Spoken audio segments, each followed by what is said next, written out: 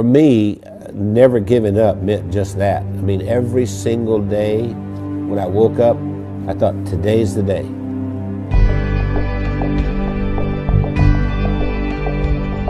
I was the second son in a sharecropper's family, and a sharecropper means that you don't own anything. I mean, you work for someone else who was a landowner. We had practically nothing. Everything was hand-me-downs from someone else. I didn't have shoes, and to this day my toes are all grown under because I didn't have shoes. I remember I had this encounter with my mother, and I said, you know, tell me you love me, and she didn't do it. And so I went down and I sat on this creek bank, and I thought, you know what? I don't care if anybody loves me, I love me. I made a list of goals that I wanted to accomplish, and they were laughable because I didn't even have 2 nickels to rub together, but my first goal was I was going to be a millionaire by the time I was 35. Number 2, I was going to have food to eat because we were always hungry. I mean, my little brother and I used to make mud pies to stop the hunger pains, and I was going to travel all over the world. Those were my goals.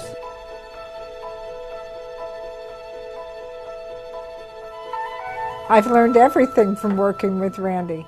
I didn't know anything about business. I started out, before I met Randy, I was a teacher, a mathematics teacher. Well, I think we have a very good balance. Randy's really good in sales and telling the story and explaining why people need to have whatever it is that he's selling. And then he comes to me and says, Wendy, can we make it do this? And I have to get it done. We started working together, and we were together all the time doing things, and that we just, you know, couldn't be without each other. And once she got exposed to me, it was downhill from there. I mean, she could not last a day without me. That's probably true.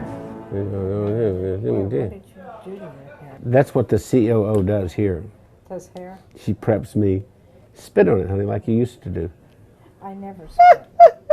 We retired a few times. Did he tell you that?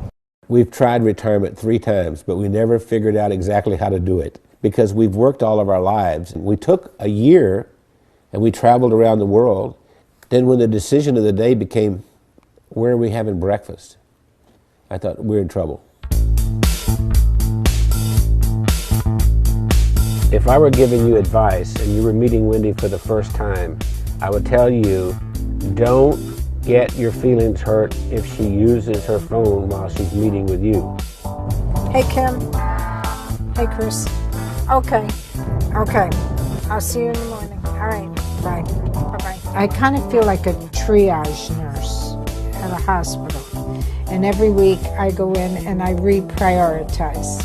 No, I'm not approving that. I think what drives Wendy is her desire to be the best and provide the best of service to everyone. Awakened at 2:30 in the morning, and I hear this little click, click, click, click, click, click, click, click. And it's Wendy over there looking something up at 2:30 in the morning. And I'll say, why aren't you sleeping? You can do that tomorrow morning. We are the definition of entrepreneurs. And we don't like doing one thing at a time. We have to do a lot of things at the same time. It's not just Randy and Wendy doing all this work. The whole team, every single one of us works around the clock. Hey, gorgeous. Listen, Bernice has been with us for what, 5, 6 years? 6 years. Yes. And we love her to death. And I love you guys. Yeah. Randy leads with his heart. And he's the most incredible person I've ever met. He's gone through so much in his life. And I believe that Randy's, I'm going to make me cry here.